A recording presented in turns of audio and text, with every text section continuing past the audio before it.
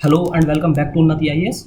UPSC EPFO की series में जैसे कि हमने करंट अफेयर्स की सीरीज़ स्टार्ट की थी, तो आज करंट अफेयर्स का हमारा सेकंड लेक्चर है, दूसरा लेक्चर है। इससे पहले के लेक्चर में हमने जून मंथ के जून 2021 की कुछ करंट अफेयर्स देखे थे। आज के लेक्चर में भी हम जून 2021 की करंट अफेयर्स देखेंगे। अब जैसे कि हमने आपको बताया था कि हम रिवर्स में स्टार्ट कर रहे हैं, कि बैक डेट से पढ़ाना शुरू कर रहे हैं।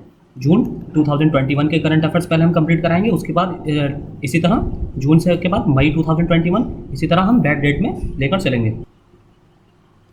बैक डेट में कवर करेंगे। और जैसे कि आपको पता है कि जुलाई का मंथ चल रहा है और जुलाई का हमने करंट अफेयर्स कवर नहीं किया है, तो जुलाई मंथ जब कंप्लीट हो जाएगा तो इसके करंट अफेयर्स हम आपको अगस्त में प्रोवाइड करेंगे। और साइड बाय साइड आपको रिवर्स डेट में, जैसे कि हमारे लेक्चर चल रहे हैं रिवर्स में, वो लेक्चर्स आपको करंट अफेयर्स के प्रोवाइड डेली बेसिस पर होते रहेंगे।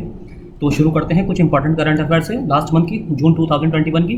वन स्टॉप सेंटर योजना, देखिए जो भी स्कीम्स, चाहे वो हमने आपको सुबह के लेक्चर में भी बताया था, चाहे वो विमेन से रिलेटेड हो, चाहे वो चिल्ड्रन से रिलेटेड हो, चिल्ड्रन में दोनों चिल्ड्रन आ जाते हैं, बॉय चाइल्ड और गर्ल चाइल्ड दोनों, चाहे वो आपके दिव्यांगजन यानी कि फिजिकली हैंडीकैप्ड लोगों से रिलेटेड हो, फिजिकली हैंडीकैप्ड, चाहे वो आपके अनऑर्गेनाइज स्पेशली अनऑर्गेनाइज सेक्टर से रिलेटेड हो, चाहे जितने भी ओल्डेज पर्सन से उनसे रिलेटेड हों। तो ऐसी सारी स्कीम्स जो ऐसे तबके को, ऐसे लोगों से रिलेटेड होती हैं जो सरकार पर प्रत्यक्ष या अप्रत्यक्ष रूप से बड़ी तादाद में आश्रित होते हैं, यानी कि डिपेंडेंट जो समूह हैं, डिपेंडेंट समूह, उन पर आप बिल्कुल फोकस कीजिए। उनकी स्कीम, उन पर उनके संबंध में चलाई जाने वाली स्कीम्स पर आपको बिल्कुल फोकस करना है, क्योंकि उन्हीं स्कीम से क्वेश्चन पूछा जाएगा। जैसे कि आपको पता होगा, पहले भी क्वेश्चन पूछा जा चुका है, अटल पेंशन योजना, अटल बीमा योजना, इसी तरह प्रधानमंत्री सुरक्षा बीमा योजना, इस तरह की क्वेश्चंस में स्कीम्स पूछी जा सकती हैं। जैसे कि आपको पता होगा कि दो स्कीम्स, प्रधानमंत्री सुरक्षा बीमा योजना और प्रधानमंत्री जीवन ज्योति बीमा योजना, ये दो स्कीम्स बैंक के द्वारा चलाई जा रही हैं कि आप अगर बैंक में अकाउंट खोलेंगे तो आपको इन दो में से कोई एक स्कीम लेना मैंडेटरी है। मैंडेटरी एक स्कीम है जिसमें 12 रुपये सालाना आपके खाते से डिडक्ट किए जाते हैं, 1 रुपया पर मंथ, और एक स्कीम है जिसका चार्ज जो है 300 रुपये पर ईयर है, 300 रुपये सालाना, तो उसका 300 रुपये सालाना चार्ज किया जाता है। और एक है जिसमें 12 रुपये सालाना चार्ज किया जाता है, जिसमें 2 लाख रुपये तक का लाइफ इंश्योरेंस कवर मिलता है। तो इन दो में से एक स्कीम्स अगर आपको बैंक में अकाउंट है तो आपको लेना कंपलसरी है, वरना अकाउंट बंद कर दिया जाएगा। तो इस तरह की कुछ स्कीम्स हैं, वो ये इन स्कीम्स के बारे में आपको डिटेल नॉलेज होनी चाहिए। तो पहली स्कीम है हमारी आज की वन स्टॉप सेंटर योजना। इसकी पृष्ठभूमि क्या है? महिला और बाल विकास मंत्रालय लिंग आधारित हिंसा से पीड़ित, यानी कि जेंडर बेस्ड जो वायलेंस होता है हमारे देश में महिलाओं के साथ, जेंडर बेस्ड जो वायलेंस, घरेलू हिंसा होती है, डोमेस्टिक वायलेंस, इनसे पीड़ित भारतीय महिलाओं को सहायता प्रदान करने के लिए 10 देशों में वन स्टॉप सेंटर योजना सेंटर स्थापित करेगी। बहुत इंपॉर्टेंट स्कीम है एग्जाम पर्सपेक्टिव से। 10 ये आईएएस के एग्जाम पर्सपेक्टिव से भी बहुत ज़्यादा इंपॉर्टेंट है ये स्कीम, इसलिए हमने इसको आज टॉप पर रखा है। तो वन स्टॉप सेंटर स्थापित करेगी ये 10 देश कौन से हैं? Bahrain, Kuwait, Qatar, Oman, UAE, Saudi Arab. आप देखिए एक चीज़ फोकस कीजिए, ये इसमें से 7 तो गल्फ कंट्रीज़ हैं, गल्फ कंट्रीज़ जहाँ पर महिलाओं को सबसे कम अधिकार प्रदान किए जाते हैं। Bahrain, Kuwait, Qatar, Oman, UAE, Saudi Arab, फिर ऑस्ट्रेलिया, कनाडा और सिंगापुर। ऑस्ट्रेलिया आपका, कनाडा और सिंगापुर, ये आपको 3 अलग से याद रख लेना है, बाकी ये आपके लिए याद रखना ईजी रहेगा, क्योंकि इसमें यमन इंक्लूड नहीं है। गल्फ कंट्रीज़ में जो यमन है वो इसमें इंक्लूड नहीं है, बाकी इराक इंक्लूड नहीं है, तो बाकी सारी कंट्रीज़ इसमें इंक्लूड हैं। ये सभी ज़िलों में, भारत के सभी ज़िलों में लगभग 700 मौजूदा ओएसी के अलावा, यानी कि जो 10 हमारे भारत में 700 वन स्टॉप सेंटर हैं, उसके अलावा 300 वन स्टॉप सेंटर ओएससीज और स्थापित किए जाएंगे। वन स्टॉप सेंटर योजना क्या है? ये केंद्र प्रायोजित योजना है, यानी कि सेंट्रल स्पॉन्सर्ड स्पॉन्सर्ड स्कीम है। महिलाओं के खिलाफ हिंसा की समस्या का समाधान करना इसका लक्ष्य है, और अप्रैल 2015 में इसे लॉन्च किया गया था। लेकिन यह अभी हाल ही में जो वन स्टॉप सेंटर इसमें खोले गए हैं 10, इसलिए ये इंपॉर्टेंट हो जाती है। वित्त पोषण, इसका वित्त पोषण निर्भया फंड के जरिए भी किया जाता है। हालांकि इसमें राज्य सरकार और केंद्र सरकार का योगदान दोनों वित्त पोषण करते हैं, लेकिन जो इसको पैसा निर्भया फंड से दिया जाता है वो पूरा का पूरा पैसा केंद्र सरकार निर्भया फंड से अलॉट करती है। दूसरी स्कीम है कावेरी विवाद, बहुत ज़्यादा इंपॉर्टेंट, बहुत ज़्यादा चर्चा में था और काफ़ी टाइम से चर्चा में रहता, अक्सर चर्चा में ही रहता है। इसमें आपके लिए कई चीज़ें इंपॉर्टेंट है। एक तो कावेरी विवाद अपने आप में ही इंपॉर्टेंट है। कावेरी डिस्प्यूट, ये किस परियोजना को लेकर है? मेकेदातु परियोजना, मेकेदातु प्रोजेक्ट, मेकेदातु जो प्रोजेक्ट इस पर बनाया जा रहा है, ये इसके लिए इंपॉर्टेंट है। तो क्वेश्चन आपसे किस तरह पूछा जा सकता है, आपसे ये भी पूछा जा सकता है कि हाल ही में चर्चा में रहा मेकाधातु प्रोजेक्ट किस नदी पर बनाया जा रहा है, तो आपको डायरेक्ट भी क्वेश्चन पूछा जा सकता है। या आपसे स्टेटमेंट वाइज पूछा जा सकता है कि कावेरी विवाद के संबंध में हाल ही में हुई घटनाओं पर चर्चा कीजिए। स्टेटमेंट 1 कुछ दे दिया जाएगा, स्टेटमेंट 2 कुछ और दे दिया जाएगा। इस तरह भी आपसे क्वेश्चन पूछा जा सकता है। दूसरा तरीका यह है क्वेश्चन पूछने का कि आपसे इसकी जोग्राफिकल लोकेशन पर आधारित, भौगोलिक दृष्टि पर आधारित आपसे क्वेश्चन पूछा जा सकता है। तो इसलिए हमने मैप भी दे रखा है कि आपके ईस्टर्न कोस्ट पर पड़ता है या वेस्टर्न कोस्ट पर पड़ता है। ये तमिलनाडु और कर्नाटक के साथ लैंड शेयर करता है, बॉर्डर शेयर करता है। तो इस तरह का क्वेश्चन भी आपसे पूछा जा सकता है। तो कर्नाटक सरकार ने एक संयुक्त समिति नियुक्त करने के अपने फैसले को राष्ट्रीय हरित अधिकरण के समक्ष चुनौती देने का फैसला किया है। तो इसके जो फैसले पर, कर्नाटक सरकार के फैसले पर जो चुनौती रोक लगाई है नेशनल ग्रीन ट्रिब्यूनल ने, ये भी आपको पता होना चाहिए, नेशनल ग्रीन ट्रिब्यूनल जिसकी स्थापना 2010 में की गई थी। तो इसके चुनौती देने का फैसला किया है। संयुक्त समिति क्या है, मेघदातु में हो रही अनाधिकृत निर्माण गतिविधि यानी कि इलीगल जो कंस्ट्रक्शन एक्टिविटीज़ की जा रही हैं उसके आरोपों की जांच के लिए कर्नाटक ने कावेरी पर एक बांध बनाने का प्रस्ताव रखा था। आगे है इसमें मेघदातु का अर्थ होता है बकरी की छलांग। जैसे बकरी, आपने देखा होगा बकरी के मेमने जो कूद कर चलते हैं, उनकी छलांगों को क्या कहा जाता है वहाँ के लोकल लैंग्वेज में मेघदातु। कावेरी और उसकी सहायक अर्कावती नदियों के संगम पर स्थित ये गहरी खाई है मेघदातु। इसी को ही यहीं पर एक परियोजना बनाई जा रही है जिस पर इसका उद्देश्य क्या है, बेंगलुरु शहर के लिए पीने के उद्देश्य के लिए पानी का भंडारण और आपूर्ति करना। देखिए ये जो कावेरी नदी है इसकी एक सहायक नदी है अर्कावती। इन दोनों की नदियों का जो संगम है, जहाँ पर ये मिलती है वहाँ पर एक खाई है, उस खाई को मेघदातु कहा जाता है। और उसी खाई पर जहाँ पानी गिरता है उस पानी के गिरने से पानी वहाँ स्टोर किया जा रहा है, एक जो जलाशय बनाया जा रहा है जिसे क्या कहते हैं, बांध कहते हैं। बांध बनाया जा रहा है, इस बांध में पानी इकट्ठा किया जाएगा बेंगलुरु को पानी उपलब्ध कराने के लिए। और दूसरा यहाँ पर 400 मेगावाट बिजली का संयंत्र लगाया जाएगा, बिजली पैदा करने का भी प्रस्ताव है। तो पहली बार इसे 2017 में कर्नाटक राज्य सरकार द्वारा अनुमोदित किया गया था। तत्कालीन जल संसाधन मंत्रालय से ये अनुमोदन प्राप्त कर चुका है और पर्यावरण, वन और जलवायु परिवर्तन मंत्रालय के अनुमोदन की प्रतीक्षा कर रहा है। जून 2020 में कावेरी जल प्रबंधन प्राधिकरण के दौरान तमिलनाडु ने इस परियोजना का विरोध किया था, यानी कि तमिलनाडु की तरफ से इसका विरोध किया गया है। फिर है कावेरी नदी, इसे तमिल में पोन्नी के नाम से जाना जाता है। अब आपको बेसिक अंडरस्टैंडिंग होनी चाहिए। इसे पोन्नी के नाम से जाना जाता है। ये दक्षिण की गंगा के रूप में भी जानी जाती है, दक्षिण की गंगा के रूप में जाना जाता है। दक्षिण भारत की चौथी सबसे बड़ी नदी है, दक्षिण भारत की सबसे पवित्र नदी। उद्गम स्थान इसका दक्षिणी पश्चिमी कर्नाटक राज्य में पश्चिमी घाट की ब्रह्मगिरी पहाड़ियाँ, यानी कि पश्चिमी घाट कर्नाटक राज्य की ब्रह्मगिरी पहाड़ियों से इसका उद्गम स्थान है। कर्नाटक और तमिलनाडु राज्यों के माध्यम से दक्षिण पूर्व दिशा में बहती है, यानी कि दक्षिण पूर्व की दिशा में इस तरह कर्नाटक राज्य में तमिलनाडु राज्यों के माध्यम से दक्षिण पूर्व दिशा में बहती है। तो किस तरह निकल के इस तरह से बहती है, कुछ बड़े झरनों की एक श्रृंखला बनाती हुई पूर्वी घाट की ओर गिरती है। ये पूर्वी घाट की तरफ गिरती है। कहाँ गिरती है, पौंडीचेरी से होती हुई बंगाल की खाड़ी में। जैसे कि आपको पता ही होगा, इसका कुछ इस तरह का मैप है। तो यहाँ से कर्नाटक में ब्रह्मगिरी से निकलकर इस तरह से होती हुई फिर ये आपकी पौंडीचेरी के पास बंगाल की खाड़ी में, बे ऑफ बंगाल में गिरती है। इसकी सहायक नदियाँ क्या है, अर्कावती, हेमवती, लक्ष्मण तीर्था, शिमसा, काबिनी और हारंगी। तो ये बहुत ज़्यादा इंपॉर्टेंट है, बहुत ज़्यादा इंपॉर्टेंट आपकी ज्योग्राफी की दृष्टि से भी। आपके डेवलपमेंटल इशूज़ जो हैं, करंट अफेयर्स का जो टॉपिक है जिसमें डेवलपमेंटल इशूज़ के बारे में बात की गई है, डेवलपमेंटल इशूज़, इसमें डायरेक्टली क्वेश्चन पूछा जा सकता है। तो आप ये नहीं कह सकते, वहाँ पर जो कुछ ज्ञानी लोग हैं ना, जो कहते हैं कि ज्योग्राफी का ऑप्शन नहीं है, वो ज्ञानी लोग कोर्ट में पीआईएल नहीं लगा सकते यूपीएससी के खिलाफ कि ये तो सिलेबस में था ही नहीं, ज्योग्राफी आपने कैसे पूछ ली। तो यूपीएससी कहेगी हमने डेवलपमेंटल इश्यूज़ का जिक्र किया है सिलेबस में और ये डेवलपमेंटल इशू ही है। अगला है हमारी विश्व स्वास्थ्य संगठन की बायो हब सुविधा, बहुत इंपॉर्टेंट है। विश्व स्वास्थ्य संगठन और स्विट्जरलैंड ने एक बायो हब सुविधा शुरू की है जो रोग जनकों को उनके प्रयोगशालाओं के बीच साझा करने और उनके खिलाफ विश्लेषण की और तैयारी की सुविधा प्रदान करेगी।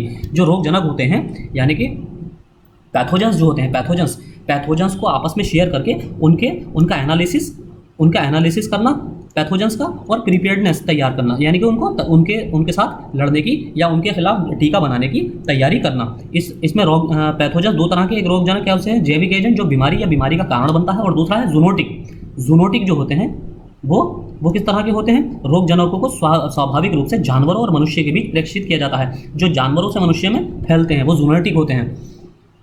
इसमें आगे है बायोहब सुविधा ये अन्य प्रयोगशालाओं में वितरण के लिए जैविक सामग्री के सुरक्षित स्वागत, अनुक्रमण, भंडारण और तैयारी में सहायता करता है। सदस्य राज्यों को पूर्व सहमत शर्तों के तहत बायोहब के साथ और उसके माध्यम से जैविक सामग्री साझा करने में सक्षम बनाना इसका उद्देश्य है। अब इसका महत्व क्या है, सिग्निफिकेंस क्या है, इसका सिग्निफिकेंस वैश्विक वैज्ञानिक समुदाय जोखिम का आकलन और निदान करना तथा चिकित्सकीय और टीके जैसे प्रतिवाद विकसित करता है। दूसरा, महामारी विज्ञान और नैदानिक डाटा के साथ साथ जैविक सामग्री को समय पर साझा करना और सुनिश्चित करना। और तीसरा, novel corona virus, SARS COVID 2 और अन्य उभरते रोग जनकों के लिए एक अंतर्राष्ट्रीय विनिमय प्रणाली की स्थापना में योगदान करने में मदद करना। तो आपको बेसिकली इस न्यूज़ में ये इंपॉर्टेंट है कि हाल ही में बायोहब सुविधा किसके द्वारा शुरू की गई है। इसी तरह से आपसे डायरेक्ट क्वेश्चन पूछा जा सकता है। या फिर बायोहब सुविधा WHO ने किस कंट्री के साथ मिलकर शुरू की है, या निम्नलिखित में से कौन बायोहब सुविधा को निम्नलिखित में से किनके द्वारा बायोहब सुविधा शुरू की गई है। तो आपको दे दिया जाएगा, पहला है WHO, दूसरा भारत, तीसरा मैक्सिको या USA या चाइना, चौथा आपका स्विट्जरलैंड। तो आपको पूछा जाएगा ऑप्शन ए केवल 1 और 2, ऑप्शन बी केवल 2, ऑप्शन 3 1 और 3। इस तरह से आपसे क्वेश्चन पूछा जा सकता है। अगला क्वेश्चन है हमारा इसमें, डिप्कोवैन किट रक्षा अनुसंधान और विकास संगठन की प्रयोगशाला defence institute of physiology and applied sciences antibody detection आधारित किट डिप्कोवैन विकसित की है। ये डिप्कोवैन है, ये क्या है, एंटीबॉडी डिटेक्शन के लिए ये किट विकसित की गई है। इस किट में 97% की उच्च संवेदनशीलता और 99% की विशिष्टता यानी कि स्पेशलाइजेशन के साथ SARS-CoV-2 वायरस के स्पाइक के साथ साथ स्पाइक जो होती हैं, जैसा आपने देखा होगा कई बार इसका फोटो, जो कोरोना के वायरस का फोटो देखा होगा तो आपने देखा होगा कि उसके ऊपर कुछ स्पाइक्स बनी होती हैं इस तरह की। तो वो स्पाइक्स के जो न्यूक्लियो कैप्सिड होते हैं प्रोटीन, ये जो स्पाइक होते हैं ये क्या होते हैं, ये प्रोटीन के बने होते हैं, न्यूक्लियो कैप्सिड प्रोटीन, ये दोनों का पता लगा सकती है। किट को नई दिल्ली स्थित एक विकास और निर्माण निदान company Vanguard diagnostic private limited के सहयोग से विकसित किया गया है। किसके साथ विकसित किया गया है, DRDO और नई दिल्ली स्थित विकास और निर्माण निदान company Vanguard diagnostic private limited, Vanguard ने साथ में विकसित किया है, वैनगार्ड डायग्नोस्टिक प्राइवेट लिमिटेड, इसने साथ में मिलकर विकसित किया है। तो ये आपको इंपॉर्टेंट न्यूज़ है, याद रखनी है डिप्कोविन किट को किसके द्वारा विकसित किया गया है। तो ये आपसे डायरेक्टली एग्जाम में पूछा जा सकता है, जिस तरह आप देख रहे हैं कि कोरोना का कहर 2 साल से चल रहा है। अगला है हमारा इजराइल फिलिस्तीन विवाद। ये इजराइल फिलिस्तीन विवाद हालांकि EPFO की दृष्टि से तो इतना इंपॉर्टेंट नहीं है, ये हमारा IAS की दृष्टि से बहुत ज़्यादा इंपॉर्टेंट टॉपिक है, बहुत हॉट टॉपिक है, लेकिन ये EPFO की दृष्टि से इस तरह इंपॉर्टेंट है क्योंकि वेस्ट एशिया या पूरी दुनिया का हर वो हिस्सा, हर वो क्षेत्र जिसमें किसी भी तरह की गतिविधि होने पर उसका सीधा असर भारत पर पड़ता है, वो आपके लिए वो एरिया इंपॉर्टेंट हो जाता है। बहुत से बच्चे सोचते हैं ना कि किस कंट्री के बारे में पढ़ें, कि करंट अफेयर्स में तो सैकड़ों कंट्रीज रहती हैं, किसके बारे में पढ़ें। तो आपके लिए हर वो जगह इंपॉर्टेंट है जिसका सीधा सीधा असर भारत पर पड़ेगा। यानी कि कोई डिग्निटरी अगर जा रहा है किसी कंट्री में तो जाहिर सी बात है कोई ना कोई वजह ही तो है, घूमने तो जा नहीं रहा है। अगर राष्ट्रपति या उपराष्ट्रपति या प्रधानमंत्री अपने कार्यकाल के दौरान किसी कंट्री की यात्रा कर रहे हैं, विजिट कर रहे हैं, तो वो घूमने के लिए नहीं कर रहे हैं, कुछ ना कुछ उसमें भारतीय हित होते हैं, भारतीय इंटरेस्ट होते हैं, चाहे वो स्ट्रेटेजिक हो, चाहे वो कमर्शियल हो, चाहे वो ट्रेड के पर्सपेक्टिव से हो, चाहे वो इकोनॉमिक दृष्टि से हो, वो किसी भी तरह से हो सकते हैं, चाहे वो लेबर की दृष्टि से हो, अपनी इकोनॉमी को बूस्ट करने के लिए हो या एक्सपोर्ट को बूस्ट करने के लिए हो, तो ये किसी भी दृष्टि से हो सकते हैं। तो इसलिए हर वो क्षेत्र जिसका सीधा असर भारत पर पड़ता है तो वो हमारे लिए इंपॉर्टेंट हो जाता है। तो वेस्ट एशिया का जो हिस्सा है या जिसे मिडिल ईस्ट कहते हैं, जो अमेरिका के द्वारा जिसको मिडिल ईस्ट कहा जाता है, वो हिस्सा हमारे लिए इसलिए इंपॉर्टेंट है क्योंकि हमारे कई लाख लोग, भारतीय लोग वहाँ पर गल्फ कंट्रीज़ में नौकरी करते हैं। सऊदी अरब हुआ, आपका दुबई हुआ, बहरीन है, कतर है, ओमान है, यहाँ पर भारत के काफ़ी सारे लोग, कई लाख लोग नौकरियाँ करते हैं। तो इसलिए वहाँ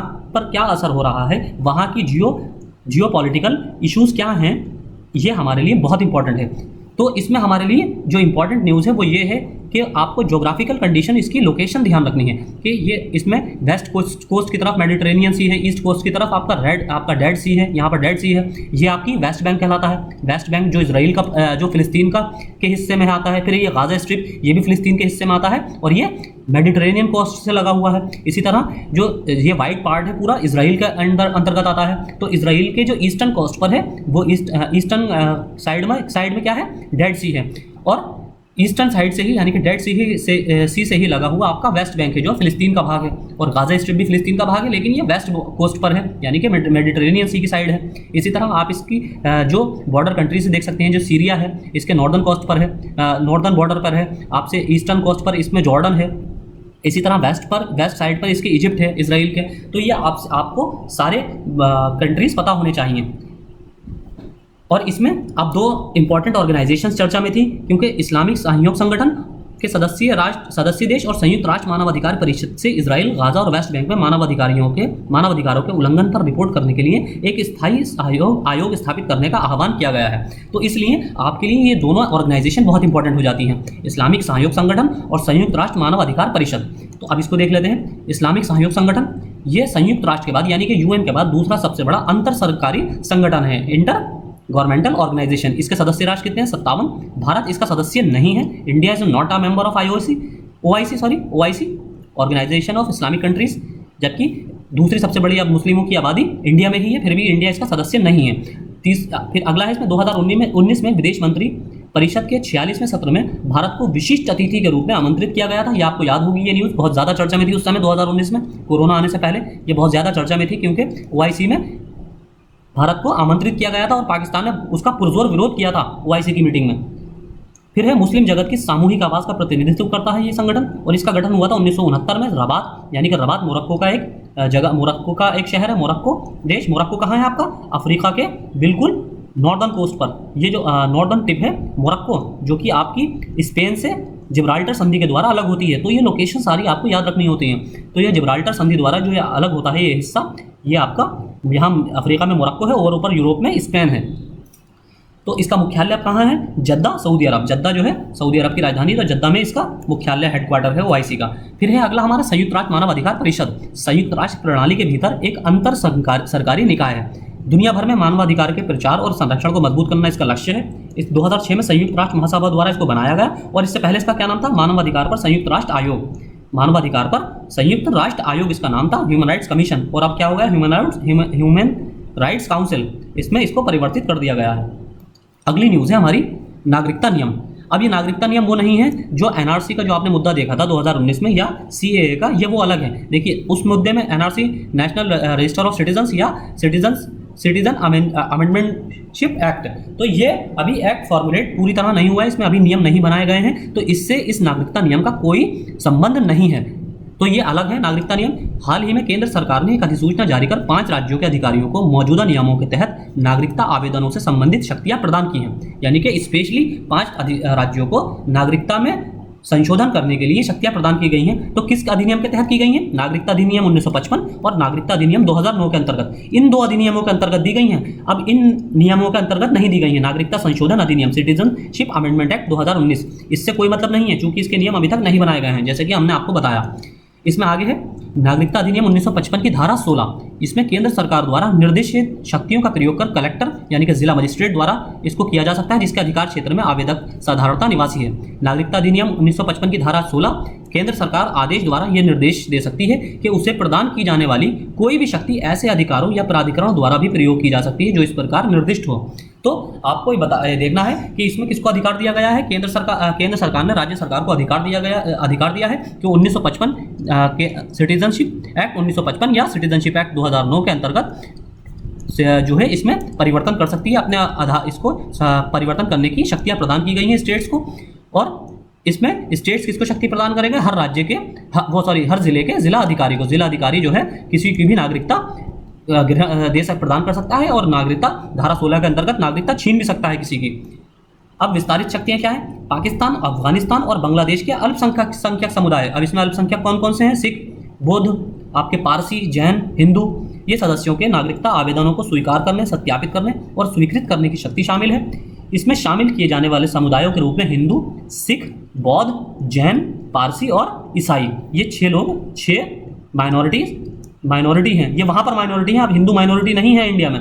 ये बाकी के 5 तो यहाँ पर इंडिया में भी माइनॉरिटी हैं, और ये जबकि हिंदू भी इसमें इंक्लूड हो जाते हैं, तो ये 6 माइनॉरिटी हो जाती हैं हमारे पड़ोसी कंट्रीज़ में, पाकिस्तान में, अफगानिस्तान में, बांग्लादेश में, और साथ ही और कंट्रीज़ में भी, आसपास की जितनी भी हमारे पड़ोसी मुल्क हैं। अगला है इसमें हमारा 22 डिग्री गोलाकार हैलो या कैलियोडोस्कोपिक प्रभाव बहुत ही वेरी वेरी इंपॉर्टेंट है, इस पर वेरी वेरी इंपॉर्टेंट टिक कर लीजिए। ये साइंस एंड टेक्नोलॉजी की दृष्टि से भी इंपॉर्टेंट है और आपके जनरल साइंस के क्वेश्चन से भी आपसे पूछा जा सकता है, डायरेक्टली जनरल साइंस के ऑप्शन में भी पूछा जा सकता है और करंट अफेयर की दृष्टि से तो इंपॉर्टेंट है ही। अब इसमें क्या है, हाल ही में बैंगलोर के कुछ लोगों ने कुछ क्षणों के लिए सूर्य के चारों ओर चमकदार इंद्रधनुष बलों को देखा। जैसे कि आपने देखा होगा कि अभी 2 या 3 साल पहले जो ब्लैक होल चर्चा में था, उस ब्लैक होल से डायरेक्ट क्वेश्चन पूछा था यूपीएससी ने। इस तरह के क्वेश्चन बहुत फेवरेट एरिया होता है यूपीएससी का, तो यहाँ से आप क्वेश्चन पूछे जाने की पूरी संभावना है दोनों एग्जाम में, ईपीएफओ में भी और आईएएस के एग्जाम्स प्री में भी। ये दोनों एग्जाम्स के लिए इंपॉर्टेंट है। तो इंद्रधनुष बलों को देखा गया है। ये दुर्लभ ऑप्टिकल और वायुमंडलीय घटना जिसे 22 डिग्री गोलाकार हैलो कहा जाता है, 22 डिग्री गोलाकार स्फेरिकल हैलो होता है ये। इस हैलो के कहा गया है, इस घटना को लोकप्रिय रूप से जाना जाता है सूर्य का 22 डिग्री गोलाकार प्रभामंडल या कभी कभी चंद्रमा, जिसे मून रिंग या विंटर हैलो इस तरह भी पूछा जा सकता है कि मून रिंग या विंटर रिंग जो हाल ही में चर्चा में था, ये निम्न में से किससे संबंधित है? मून रिंग या विंटर हैलो किससे संबंधित था? ये तब होता है जब सूर्य या चंद्रमा की किरणें सिरस बादल कौन से होते हैं? ये आपने ज्योग्राफी एनसीईआरटी क्लास 11th में पढ़ा होगा। सिरस बादल होते हैं पक्षाभ मेघ में मौजूद हेक्सागोनल बर्फ के क्रिस्टलों के माध्यम से विक्षेपित या अपवर्तित होती है, यानी कि रिफ्लेक्ट होती है। जब सूर्य की रोशनी या चंद्रमा की किरणें या सूर्य की किरणें पक्षाभ मेघ जो होते हैं, क्योंकि पक्षाभ मेघ की ऊंचाई सबसे अधिक होती है, 20,000 फीट के आसपास होती है, तो इसकी किरणों से इस पर जो है हेक्सागोनल बर्फ के क्रिस्टल होते हैं, उन क्रिस्टलों से ये जब परिवर्तित होती हैं यानी कि रिफ्लेक्ट होती हैं, इसके रिफ्लेक्शन की वजह से इंद्रधनुष जैसी आकृति बन जाती है। तो इसी को ही, और ये इंद्रधनुष जैसी आकृति जो होती है, इसके आसपास जो रोशनी होती है वो उससे 22 डिग्री के लगभग एग्जैक्ट 22 डिग्री का एंगल बनता है। ये 22 डिग्री यहाँ पर टेम्परेचर को संदर्भित नहीं करता है। यहाँ जो 22 डिग्री आप देख रहे हैं, ये इस तरह भी आपसे क्वेश्चन में कंफ्यूज कर सकती है यूपीएससी कि 22 डिग्री टेम्परेचर होता है इसके आसपास। नहीं, 22 डिग्री का ये एंगल बनता है। जैसे कि आप देखते होंगे, आपने ज्योमेट्री यूज़ की होगी 9th-10th में, तो आप एंगल बनाते थे, जैसे त्रिभुज बनाते थे, तो त्रिभुज में इस तरह का जैसे या कोई एंगल बना दिया आपने कोण, तो जैसे 40 डिग्री है ये, या 50 डिग्री है, या ये 60 डिग्री है, या ये 90 डिग्री का एंगल है। तो इसी तरह ऐसी जैसे 22 डिग्री, ये 22 डिग्री, तो इस तरह के इतना 22 डिग्री का एंगल का इसमें एक कोण बनता है। इसे बहुरूप दर्शक कैलियोडोस्कोपिक, इसको हिंदी में क्या कहते हैं? बहुरूप दर्शक प्रभाव भी कहते हैं, कैलियोडोस्कोपिक प्रभाव। इन प्रभामंडलों को 22 डिग्री प्रभामंडल कहा जाता है, क्योंकि प्रभामंडल या वलय में सूर्य या चंद्रमा के चारों ओर 22 डिग्री का एक स्पष्ट त्रिज्या होती है।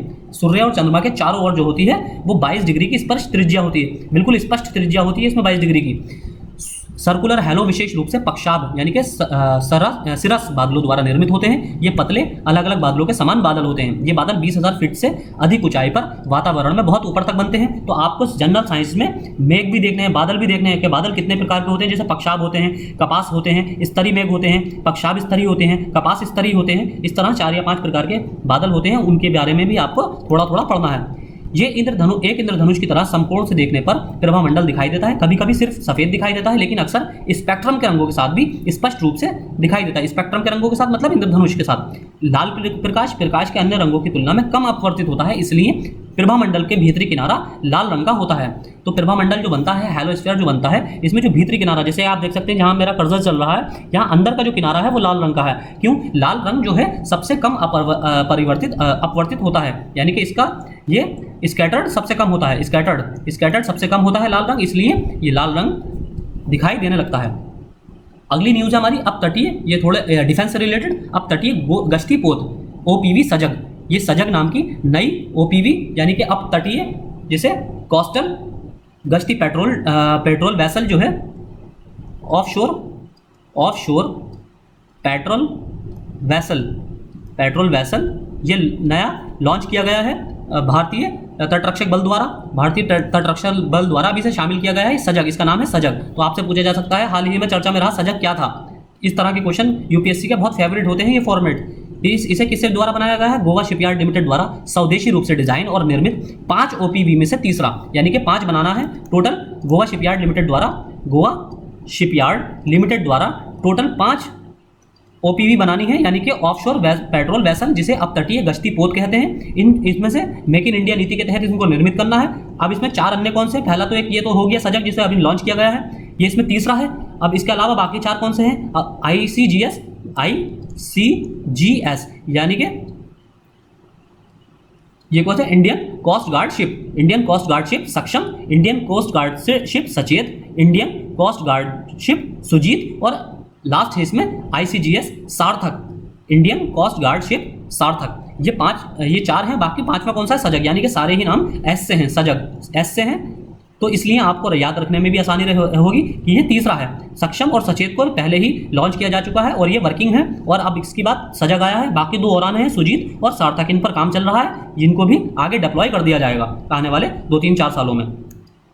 अगली न्यूज़ है हमारी इसी में, ये उन्नत प्रौद्योगिकी उपकरण, हथियारों और सेंसर से सुसज्जित हैं, जो 2 इंजन वाले हेलीकॉप्टर और 4 उच्च गति वाले नौकाओं को लेकर जाने में सक्षम हैं, यानी कि सबमरीन्स या हेलीकॉप्टर्स और हाई स्पीड वाली ये जो स्ट्रीम्स होती हैं उसको भी लेके जा सकते हैं। अब ये किस किस में हेल्प करेगा? ये आने वाले वर्षों में अधिक से अधिक जिम्मेदारियों के प्रबंधन के लिए सुरक्षित और स्वच्छ समुद्र सुनिश्चित करने की दिशा में ICG समवर्ती बहुसंचालन क्षमता को मजबूत करेगा, यानी कि पायरेसी से रोकेगा। जो पायरेट्स होते हैं, समुद्री लुटेरे जो सोमालिया के तट पर पाए जाते हैं, ये उनसे सुरक्षा करेगा, क्योंकि ये गश्ती पोत है और गश्ती पोत का काम ही ये होता है कि ये पूरे इंडियन ओशियन के अंदर चक्कर मारता है, इंडियन ओशियन के अंदर ये पूरा घूमता है, और स्पेशली इंडियन ओशियन के वेस्टर्न कोस्ट पर, जो कि वेस्टर्न कोस्ट जो है, वेस्टर्न कोस्ट कौन सा है? जो अफ्रीका का ईस्टर्न कोस्ट है, और अफ्रीका के ईस्टर्न कोस्ट पर एक कंट्री है सोमालिया, जहां पर सबसे ज्यादा समुद्री लुटेरे होते हैं, पायरेट्स होते हैं, तो वो सबसे ज़्यादा हमले करते हैं, तो उनसे सुरक्षा प्रदान करने के लिए इसको बनाया गया है। फिर पड़ोस में समुद्री आपात स्थितियों पर तुरंत प्रतिक्रिया देना, यानी कि समुद्री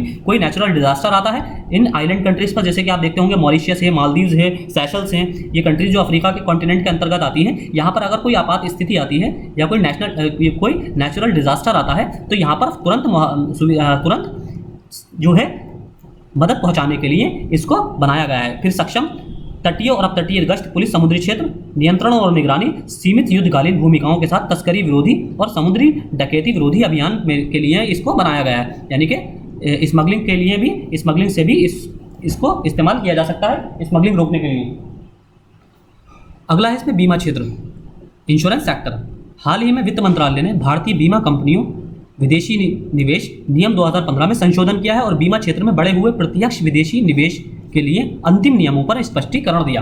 तो विदेशी निवेश को, यानी कि फॉरेन डायरेक्ट इन्वेस्टमेंट को, यह हमारा इकोनॉमी के सेक्शन से इंक्लूड हो जाता है, और इकोनॉमी का ज़्यादातर सेक्शन जो है EPFO का, वो आपसे करंट से ही लिंक करके पूछा जाएगा, और इसी तरह के क्वेश्चन पूछे जाएंगे। आप EPFO एग्जाम्स का 2017 का अगर क्वेश्चन पेपर देखेंगे तो आपको बीमा से रिलेटेड 2-3 क्वेश्चन मिल जाएंगे, जो कि डायरेक्टली आपके करंट अफेयर पर बेस्ड थे। तो इस तरह वो स्टेटमेंट वाइज आपको पूरा 4-5 स्टेटमेंट का क्वेश्चन दिया गया था। आप 2017 का प्रीवियस ईयर पेपर देख सकते हैं। अब इसमें संसद ने बीमा क्षेत्र में FDI की सीमा को 49% से बढ़ाकर कितना कर दिया? 74% करने के लिए बीमा संशोधन विधेयक, बीमा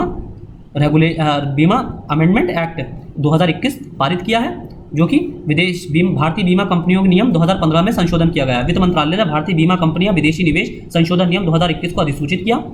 प्रबंधन व्यक्तियों का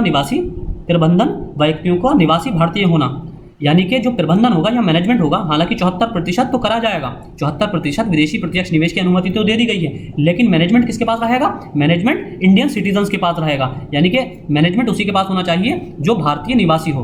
विदेशी निवेश वाली भारतीय कंपनियों के लिए भी, और जिन्होंने फॉरेन डायरेक्ट इन्वेस्टमेंट किया उनके लिए भी, और जहां कुल विदेशी निवेश का अर्थ होगा प्रत्यक्ष और अप्रत्यक्ष दोनों प्रकार के विदेशी निवेश, यानी कि किसी विदेशी द्वारा प्रत्यक्ष निवेश को प्रत्यक्ष विदेशी निवेश कहा जाएगा, यानी कि कोई कंपनी आती है, कोई फॉरेन कंपनी आएगी, फॉरेन इन्वेस्टर आएगा और वो डायरेक्टली इंडिया में इन्वेस्ट करके एक कंपनी खोल देगा इंश्योरेंस की, तो उस कंडीशन में भी मैनेजमेंट किसके पास होना चाहिए? इंडियन सिटीजन के पास। और या फिर कोई ऐसी कंपनी है, कोई इंडियन कंपनी है XYZ, जो कि बीमा सेक्टर में काम करती है, जिसका काम है इंश्योरेंस कंपनी है, और इसमें कंपनी में कोई फॉरेन डायरेक्ट इन्वेस्टमेंट आता है और वो इसके शेयर खरीद लेता है, भले ही 74% तक खरीद ले शेयर, लेकिन मैनेजमेंट जो होगा इस XYZ कंपनी का वो भारतीय नागरिक के ही हाथों में रहेगा। तो अप्रत्यक्ष विदेशी निवेश क्या है? एक भारतीय कंपनी जिसका स्वामित्व या नियंत्रण विदेशियों के पास है, द्वारा किसी अन्य भारतीय इकाई में निवेश। अब महत्व क्या है इसका? विदेशी स्वामित्व में 74% की वृद्धि। पहला, आगे बढ़ने वाले बीमा उत्पादों के संदर्भ में वैश्विक सर्वोत्तम प्रथाएं। दूसरा, भारत में बीमा उत्पादों की लागत को कम करने में मदद करेगा। ये जो बीमा की लागतें हैं, प्रीमियम है, जो ज़्यादा पैसा चार्ज किया जाता है यहाँ पर, इसमें कमी आएगी। भारतीय प्रमोटरों के लिए अच्छा होगा ये। छोटे बीमा कंपनियों या उन लोगों को लाभान्वित करेगा जहां प्रयोजकों के पास, यानी कि स्पॉन्सर्स के पास अधिक पूंजी लगाने की क्षमता नहीं है। और पांचवा, पूरे उद्योग में प्रतिस्पर्धा को मजबूत करेगा और आगे बढ़ाएगा, क्योंकि देखिए जब कंपटीशन बढ़ेगा, तो जब कंपटीशन बढ़ता है तो कंपनी अपनी प्रॉफिट को कम करके कंपटीटर के रूप में सामने आती हैं। जब तक कंपटीशन नहीं होता है तो वो मनचाहे रेट वसूलती हैं। इसलिए प्रीमियम के रेट इसलिए भी ज़्यादा है क्योंकि हमारे यहाँ चंद ही कंपनियां इंश्योरेंस के सेक्टर में काम करती हैं। तो इस चीज़ को ध्यान में रखते हुए सरकार द्वारा विदेशी प्रत्यक्ष निवेश को 74% तक की अनुमति दी गई है इंश्योरेंस सेक्टर में। अगला है अमेरिकी राष्ट्रपति जो बाइडेन के प्रशासन ने ग्वांतानामो बे निरोध शिविर को बंद करने के अपने इरादे की घोषणा की। ये छोटी सी न्यूज़ थी लेकिन मुझे बहुत इंपॉर्टेंट लगी। जैसे ग्वांतानामो बे जो है, ग्वांतानामो बे, ये बहुत आपने स्पेक्ट्रम में इसको पढ़ा होगा क्योंकि जो उस टाइम पर ये ग्वांतानामो बे जो थी ये क्यूबा के अंदर है। और क्यूबा उस टाइम किसका पार्ट था, किसका कॉलोनी थी? ब्रिटेन की कॉलोनी थी, ब्रिटेन की कॉलोनी थी। तो जितने भी राजनीतिक गतिविधि करने वाले बंधक होते थे, जो राजनीतिक गतिविधियां करने वाले जितने भी लोग होते थे इंडियन नेशनल मूवमेंट के समय, तो उनको ब्रिटिश गवर्नमेंट हमारे यहाँ से उठा के ले जाकर, पकड़ कर ले जाकर ग्वांतानामो बे नामक जेल में डाल देती थी। इसलिए ये तब बहुत ज़्यादा चर्चा में आई थी जब आपने सुना होगा कि नेल्सन मंडेला का नाम, नेल्सन मंडेला को यहाँ पर कई लगभग 20 साल से ज़्यादा इस जेल में रखा गया था। और उसके बाद जब वो वापस आए तो दक्षिण अफ्रीका के, साउथ अफ्रीका के राष्ट्रपति बने थे। तो उन पर यहाँ पर यातनाएं दी जाती थी। और ये माना जाता है कि सबसे खतरनाक जगह है, दुनिया की सबसे खतरनाक जेलों में से एक है, बल्कि सबसे खतरनाक ही जेल है ये। यहाँ पर हर तरह की यातनाएं दी जाती हैं। और यहाँ तक कि जो आतंकवादी पकड़े जाते हैं इंटरनेशनल लेवल पर, जैसे आप सुनते होंगे वर्ल्ड ट्रेड सेंटर पर जो हमला हुआ था, या और भी कई जो आतंकवादी घटनाएं हुई हैं, उनके जो आतंकवादियों को जिनको पकड़ लिया जाता है जिंदा, उनको इसी जेलों में रखा जाता है। और यहाँ पर किसी भी प्रेस को जाने की अनुमति नहीं है, किसी भी जो ह्यूमन राइट्स ऑर्गेनाइजेशंस होती हैं उनके लोगों को जाने की अनुमति नहीं है। और यहाँ से किसी भी तरह का डेटा लीक नहीं किया जाता है जब तक सरकार या अमेरिकी प्रशासन खुद ना चाहे, क्योंकि अब ये अमेरिका के अंतर्गत है। तो अमेरिकी प्रशासन जब तक खुद ना चाहे तब तक यहाँ की कोई भी इंफॉर्मेशन रिलीज नहीं हो सकती। अगला है इसमें पेंशन योजना, बहुत इंपॉर्टेंट, ईपीएफओ के एग्जाम की दृष्टि से बहुत ज़्यादा इंपॉर्टेंट। हाल ही में पेंशन फंड नियामक और राष्ट्रीय विकास प्राधिकरण पीएफआरडीए ने घोषणा की कि राष्ट्रीय पेंशन प्रणाली एनपीएस और अटल पेंशन योजना के तहत प्रबंधन के तहत संपत्ति ने 6 ट्रिलियन रुपए का मील का पत्थर पार किया है। यानी कि इसमें 6 ट्रिलियन रुपीस अब तक कमाए गए हैं। 6 ट्रिलियन रुपीस किसके द्वारा? पीएफआरडी द्वारा और एनपीएस द्वारा, नेशनल पेंशन स्कीम। राष्ट्रीय पेंशन प्रणाली क्या है? नेशनल पेंशन स्कीम 2004 से प्रभावी है, जनवरी 2004 से। सशस्त्र बलों को छोड़कर, यानी कि पैरामिलिट्री और मिलिट्री डिफेंस को छोड़कर ये एनपीएस जो स्कीम है वो सब पर, नेशनल पेंशन स्कीम सब पर लागू हो गई है, सारे डिपार्टमेंट पर और सारे गवर्नमेंट ऑफिशियल्स पर। सिर्फ पैरामिलिट्रीज और डिफेंस इसके अंतर्गत नहीं आता है। पीएफआरडीए द्वारा कार्यान्वित और विनियमित, इसे पीएफआरडीए द्वारा कार्यान्वित किया जाता है और विनियमित किया जाता है, रेगुलेट किया जाता है pension fund regulatory development authority. फिर पीएफआरडीए द्वारा स्थापित national pension system trust NPS के तहत सभी संपत्तियों का पंजीकृत और मालिक है। यानी कि पीएफआरडी के द्वारा जो नेशनल पेंशन सिस्टम ट्रस्ट है, ये ट्रस्ट बनाया गया है, ये इस सभी पूरी संपत्तियों का मालिक है। जितने भी एसेट्स हैं, यानी कि 6 ट्रिलियन की जो इससे कमाई हुई है, इसका मालिक कौन है? National pension system trust.